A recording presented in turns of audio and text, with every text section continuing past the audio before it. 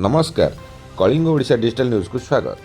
वीर सुरेंद्र साई नगर भुवनेश्वरी मंदिर रे उत्कल सम्मिलनी मंचेश्वर शिल्पांचल शाखार 20 वर्ष पूर्ति महासमारोह पालित हो सहित उत्कल सम्मिलनी समाचार पत्रिका अतिथि माने उन्मोचन कर अवसर में डॉक्टर द्वारिकानाथ महांती, निरंजन दास, प्रताप कुमार स्वाई और गोविंद चंद्र सुबुद्धि को उत्कल गौरव मधुसूदन सम्मान प्रदान करा जाइथिबा बेले शीतल चंद्र महांती, अनंत प्रसाद जेना, निमाई चरण दास, सिद्धार्थ शंकर गणनायक और प्रताप कुमार नंदन को सम्मेलन पक्षर संबर्धना ज्ञापन करा जाइथिला।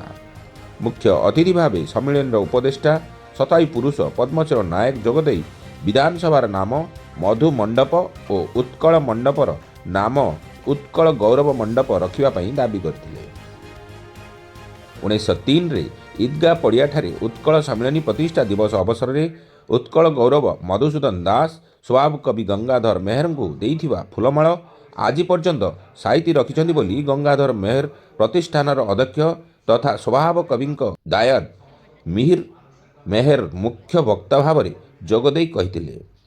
उत्कल गौरव मधुसूदन को भारत रत्न प्रदान पाई उत्कल सम्मेलन राज्य सभापति अनंत प्रसाद जेना दाबी करथिला बेले उपसभापति डॉक्टर सुरेंद्र मोहन मिश्र कहिथिले जे उत्कल सम्मिलनी समाचार पत्रिका और उत्कल सम्मिलनी मंचेश्वर शिल्पांचल शाखा पाई उत्कल सम्मिलनी चलचंचल अच्छी। यही कार्यक्रम में उत्कल सम्मिलनी मंचेश्वर शाखा सभापति दिलीप दास शर्मा सभापतित्व करथिबा बेले उपसभापति शीतल चंद्र महांती अतिथि परिचय प्रदान करथिले और संपादक गोविंद चंद्र सुबुद्धि धन्यवाद प्रदान करथिले।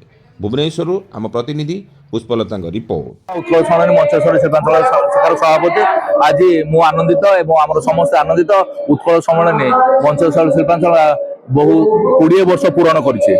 2006 मसीहा उत्कल दिवस दिन शाखा गठन होता बर्तमान 20 वर्ष पूरण होती आज तार 20 वर्ष पूर्ति समारोह ता सहित आम उत्कल सम्मेलन जो समाचार पत्रिका बाहर करूँ आज में से उन्मोचन हम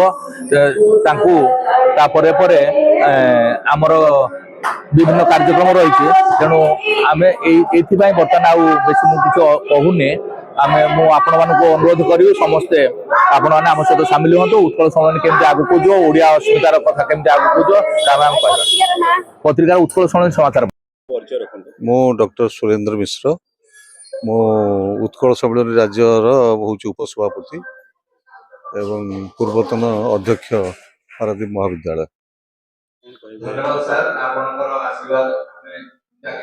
उत्कल सम्मेलन 20 वर्ष नुह उत्कल सम्मेलन जो मंचेश्वर शाखा आम जो शाखा गठन होती तार आज 20 वर्ष पालन करा पूर्ति वर्ष पालन करा आम तो 1905 मसीह आमर 2005 शतवार्षिक पालन करूँ रंभारे एवं आमर हो गले 120 वर्ष ऊर्ध्व एवं मंचेश्वर शाखा 20 वर्ष आज तार पूर्ति पालन करुच्ची ये गोटे अति खुशी खबर कहीं ना जदियो आमर राज्य राज्य सम्मेलन को उत्कल सम्मेलन को 120 वर्ष ऊर्ध्व है किंतु एबे एबे जो स्वतंत्र परिचय उत्कल सम्मेलन अच्छी मंचेश्वर शाखा बहुत अवदान रही कहीं ना उत्कल सम्मेलन समाचार निरवच्छिन्न भाव में कहीं बाहर करूना कौन शाखा राज्य शाखा बाहर करना से दृष्टि आमर दिलीप दास शर्मा जी अच्छा यार सभापति एवं आमर राज्यर साधारण संपादक एवं ये जो द्वारिका बाबू कहले मैंने समस्त आरम्भ करते सी निरवच्छिन्न भाव में आमर कार्यक्रम जिते कार्यावली सभा समिति होची सबुगुड़ा तार उत्कल सम्मेलन समाचार से बाहर कर बहुत बहुत धन्यवाद देवी एवं यार गोटे प्रभाव रही अन्य तेणु उत्कल सम्मेलन जे खाली राज्य गठन काम करता उत्कल सम्मेलन मधुबाबू गोटे उद्देश्य थिला जे मधुबाबू तो 1936 मसीह गठन हो सारे किंतु उत्कल सम्मेलन मुख्य लक्ष्य थिला जे ओडिशार एकत्रीकरण भाषा भित्तिक राज्य गठन करवा नुह से तार प्रमुख उद्देश्य था लक्ष्य था ता सहित ओडिशार ओडिया लोक मानू किभली भाव में दारिद्र्य मुक्त करवा निरक्षरता मुक्त करवा एवं गोटे स्वतंत्र समृद्ध जीवन शैली दबा सेटा हूँ मूल लक्ष्य था मधुबाबू से लक्ष्य को लेकिन बर्तमान आम जो उत्कल सम्मेलन कार्य करने दरकार और किसी कार्य आम उत्कल सम्मेलन मंचेश्वर शाखा करुच्ची से धन्यवाद। मो ना अनंत प्रसाद जेना ମୁଁ ଜଣେ ଆଇନଜୀବୀ ଏବଂ ମୁଁ ବର୍ତ୍ତମାନ ଉତ୍କଳ ସମ୍ମିଳନୀ କେନ୍ଦ୍ରୀୟ କମିଟିର ସଭାପତି ଅଛି। କଣ କହିବେ ଆଜି 20 ବର୍ଷ ପୂର୍ତ୍ତି ଉତ୍କଳ ସମ୍ମିଳନୀ ମଞ୍ଚେଶ୍ୱର ଶାଖା? ମଞ୍ଚେଶ୍ୱର ଶାଖା କେନ୍ଦ୍ରୀୟ ଉତ୍କଳ ସମ୍ମିଳନୀ କି ବିଶେଷ ଭାବରେ ସାହାଯ୍ୟ ସହଯୋଗ କରୁଛି। ଅତ୍ୟୁକ୍ତି ହେବ ନାହିଁ କହିଲେ ଏଇମାନେ ପ୍ରକୃତରେ ସେଣ୍ଟ୍ରାଲ କମିଟିରେ ଯାଇକି ବିଶେଷ ଭାବରେ କାମ କରୁଛନ୍ତି। ଆଗାମୀ କଣ ରହିଛି କାର୍ଯ୍ୟପନ୍ଥା କଣ? ଆମେ ଆଗାମୀ ଗୋଟିଏ କାର୍ଯ୍ୟ ବର୍ତ୍ତମାନ ନେଇଛୁ, ମଧୁବାବୁଙ୍କୁ ମରଣୋତ୍ତର ଭାରତ ରତ୍ନ ଦିଆଯାଉ। ଏଥିରେ ଆପଣ ଦେଖିବେ ଅନ୍ୟାନ୍ୟ ପ୍ରଦେଶର ସମସ୍ତେ ପାଇଗଲେଣି, କିନ୍ତୁ ଓଡ଼ିଶାରେ ଏପର୍ଯ୍ୟନ୍ତ କେହି ପାଇନାହାନ୍ତି। ଯଦି ପାଇବେ ଯେ ଓଡ଼ିଶାର ସଂସ୍ଥା ଉତ୍କଳ ଯେ ସଂସ୍ଥା ମଧୁବାବୁଙ୍କୁ ଆମେ ଦେବା ପାଇଁ ଇଏ କରୁଛୁ। ଏଥିପାଇଁ ଆସେମ୍ବଲିରେ ରିଜଲ୍ୟୁସନ୍ କରିବା ପାଇଁ କହୁଛୁ ଏବଂ ଅନ୍ୟାନ୍ୟ ପନ୍ଥା ଗ୍ରହଣ କରୁଛୁ। ସବୁ ପାର୍ଲାମେଣ୍ଟ ମେମ୍ବର ଆସେମ୍ବଲି ଲୋକଙ୍କୁ ମଧ୍ୟ ଦେଖା କରୁଛୁ ଏବଂ ରିପ୍ରେଜେଣ୍ଟେସନ୍ ଦେଉଛୁ। ସୁଭଦ୍ରା ପଟ୍ଟନାୟକ, ମୁଁ ଜଣେ ରିଟାୟାର୍ଡ ପ୍ରିନ୍ସିପାଲ। ଆଉ ଆଜିର ସମ୍ବୋଧିତ ସଭା ମୋତେ ବହୁତ ଭଲ ଲାଗିଲା। ମୁଁ ଆଗରୁ କିଛି ଜାଣିନଥିଲି, ହଠାତ୍ ଆସିଛି। ତାଙ୍କର ତ ବହୁତ ଅବଦାନ ଅଛି, କହିହେବନି ଏଇନେ ଏତେ ଅଳ୍ପ ସମୟରେ।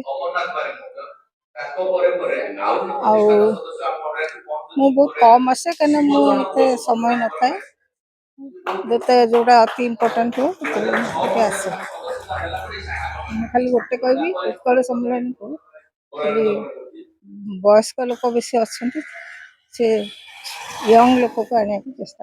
ମୁଁ ହେଲେ ନିମାଇ ଚରଣ ଦାସ, ଉତ୍କଳ ସମ୍ମିଳନୀ ମଞ୍ଚେଶ୍ୱର ଶାଖାର ଆଜି 20 ବର୍ଷର ପୂର୍ତ୍ତି ପାଳନ କରାହେଉଛି। ମୁଁ ତାର ଉପଦେଷ୍ଟା ଏବଂ ଏହି କାର୍ଯ୍ୟକ୍ରମ ଉତ୍କଳ ସମ୍ମିଳନୀ ମଞ୍ଚେଶ୍ୱର ଶାଖା ଆରମ୍ଭ ହେଲା ଦିନଠାରୁ ମଧ୍ୟ ଏହି ଶାଖାରେ ମୁଁ ଅଛି। ସମସ୍ତ କାର୍ଯ୍ୟକ୍ରମରେ ମଧ୍ୟ ଭାଗ ନିଏ ଏବଂ ଉତ୍କଳ ସମ୍ମିଳନୀ ମଞ୍ଚେଶ୍ୱର ଶାଖା କେବଳ ମଞ୍ଚେଶ୍ୱରରେ ସୀମିତ ନୁହେଁ, ଆପଣ ସବୁ ଷ୍ଟେଟ୍ ଲେବୁଲ୍ କାର୍ଯ୍ୟକ୍ରମରେ ତାର କର୍ମକର୍ତ୍ତାମାନେ ରୁହନ୍ତି ଏବଂ ସମସ୍ତ କାର୍ଯ୍ୟକ୍ରମକୁ ପୁଷ୍ପମାଲ୍ୟଠୁ ଆରମ୍ଭ କରି ସମସ୍ତ କାର୍ଯ୍ୟକ୍ରମରେ ସାମିଲ ରୁହନ୍ତି।